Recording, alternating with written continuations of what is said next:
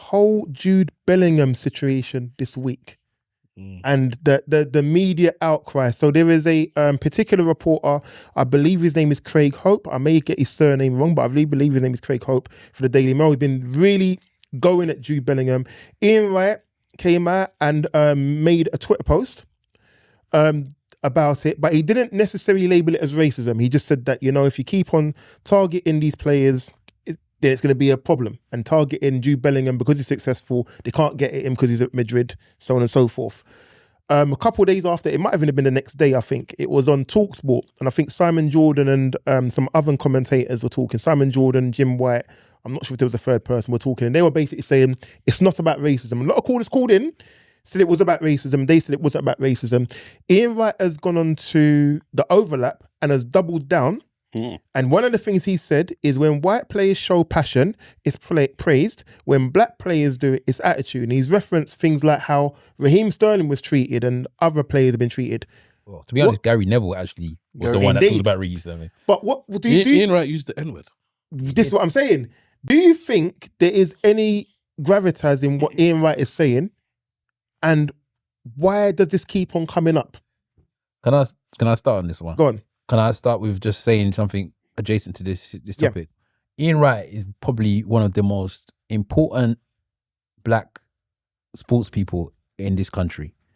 And I still don't think that he gets the respect for what he's done for black people in football as much as he should have. Because the way that he's talking about all these other footballers that he's talking about now, he spoke about Raheem Sterling, he spoke about Bellingham, he spoke about Pogba, he spoke about a couple of others.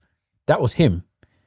I thought I could see Ian Wright endorse the market. That's how Ian Wright was like one of the man them. He ain't like that though. When I saw him. No, but I'm saying football, I thought he had a gold tooth. He was bogling when he was celebrating. He was like, you could see him in the rave tomorrow after he does play kick football that same day. He was important for black representation. So he, out of everyone, he's the one that's going to understand and know this type of situation. And I think when he was talking on the overlap, you could almost sense that this is something that was properly, in his heart. And he said he sent a message to Jude to say, it's coming, just watch out. And Jude's like, what are you talking about? He goes, don't worry, it's coming. And look at it, it came in the end anyway. For me, I think it's important for people to understand that black players do get treated differently for the same thing that white players get treated for. Like, they brought up Grealish. Grealish does what he wants, bro. No one says nothing to Grealish. Grealish gets drunk on the weekend. He goes play football the next week. No one's saying it. He's just a lad, innit? Could I ask you something? There's a thing I wasn't quite clear on. One of you said. Did you say Ian Wright used the N-word? Yeah, on the overlap. On the overlap there. What's the overlap? Overlap is a podcast. Well, Overlap is a Sky Sports channel on YouTube. But He used the N-word. The actual podcast is called. It's in There's context. context. It's in context. Did he just come out of it? I'll or he tell just you, I'll tell you. I'll tell you. I'll tell you. This is a bit weird. On the Carry podcast called Stick to Football with Gary Neville. Who else is on the Normally, team? they had Wayne Rooney. Wayne Rooney was there and Roy Keane. Roy Keane, yeah. And And the one that you hate. The Liverpool man. Jamie Carragher. Jamie Carragher was on there. So they brought up the discussion. Carrier's a nice piece of work. But anyway, Karen. And as he was going into his spiel defending Bellingham, he said that when you puff out your chest as a black player and it's like who next and etc., they don't like the uppity N-word.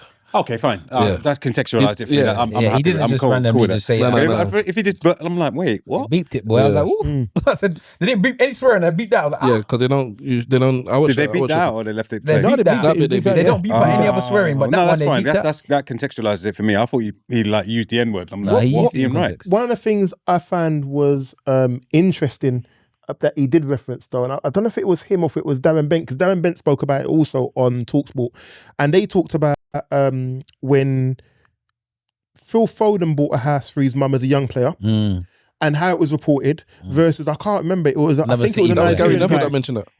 It was Raheem Sterling. No, it wasn't Raheem. It wasn't Raheem Sterling. It wasn't Raheem He's talking about Sterling. somebody different. It was Another a City boy. Nigerian, I think he's Nigerian heritage, but he was they were at the time, both of them were under 21 players, hadn't broken through. And the story for Phil Foden was, he's done great, looking after his mum. And the other story about this player was bought a flashy house, flashing his money. Yeah. An unsigned player has bought house with so and so £1,000 house, blah blah blah blah blah. And they made it sound like he was being flashed. And Raheem Sterling, I remember he posted up on his Twitter about the two stories, they put them side by side. Yes, he posted it. And the thing is, it doesn't look like my issue that I had with the whole thing of how it was on TalkSport was you can't have a conversation about race without people of race. Yeah. You can't have a conversation about Of course, black people or racism without having black people there to contextualize what the issues may be. So That's ridiculous. Simon Jordan was coming out of a lot of talk about how it was not about racism.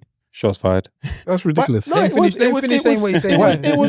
interesting though, because I always find it interesting. I can't speak on women's issues without a woman being in the room. But you can though. It's just that I can. It just means that what you're saying might be nonsensical. But it may not have the legs to carry the weight of whatever I'm saying, because unless a woman is there to either agree with what I'm saying or not agree, I can't speak for women, and I can't say to a woman that's not sexism. Someone who is white or someone who is a different race cannot say to a person of race something they're going through is not racism, because they're the one experiencing it. Why not? Why not? Because you have to have a lived experience. No, you don't. Technically you can, but someone can say that something is racist when it's not. And then you can't just say because they've got a lived experience that they prioritize. No, but you can't tell me my experience of something is not to do with my race, or I don't feel that from my race if I feel it from my race. Bro, but what you feel is what you feel. Yeah, F your feelings. That's your feelings, but that doesn't make it real. Yeah. Feelings not facts. Right. But only certain people can have certain feelings. A white person or a man. Okay, let me make it more simple. A man can never go through the feelings of childbirth. All right. We can talk about the pain. If a woman says, "Oh, you know what, the pain's level 10," we can't equate it and say no. Actually, it's a level 5. Okay. Because we've never experienced it. You have to have that sort of comparator to know what it is, to have the levels to say what it is you're going through and what you're not going through. But on the flip side, a woman cannot contextualize having a ball hit her groin. No, I agree with you.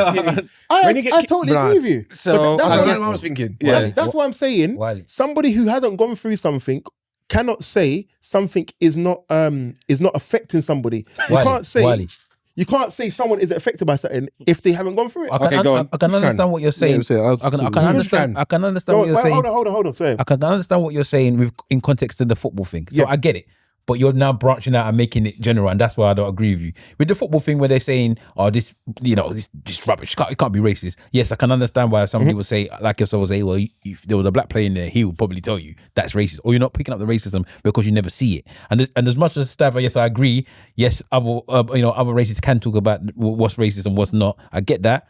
There are blatantly times when white people just do not understand or do not see what is racist and the racism in there, or the prejudice that involves others in there as well. They don't see it. They think that it's this blanket, this is how it is, and it's not. And it's only when they have examples of when racism happens in front of their faces that they can understand, that they will know the racism. I always use an example on my podcast, and I'll tell you the one that I have with on here. There was a time that I was driving home I was driving to a work event with 2 of my colleagues. One was black, one was white. Just so happened, I was in them ghetto times where one of my doors didn't work properly on the left-hand side, like when I passenger's door. So then man was sitting at the back. This man pointed this side.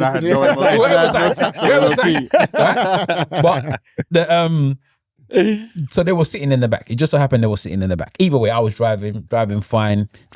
So me and the black brother was there in the car. See the police come. I was like, oh man, these men are gonna stop me. They're like, he's like, the white was like looking at us like, what are you talking about? Then the other guy's like, yeah, we're gonna get stopped. Couple minutes later, whoop, whoop, pulled us over. Got pulled over. They took me and the other black boy to one side. They took the white boy to the other side. They said to him, are you okay? Why are you in the car with these? He was baffled. He was so complex. Like, what do you mean? They're my colleagues, my friends. And we're just there doing the normal, going through the motions as we always do with the police. This is my car. This is my license. This is. It's only then that he kind of realized that this type of thing happens. He's like, does this happen to you often? I said, yeah. Like, he didn't understand it. He doesn't understand the same way that those footballers or the managers or the people that are owners of the club, they have none of these experience. So I understand what you're saying about learning experiences happening, but to just blanket and say that they can't do that something is racist, for me, I can't say that.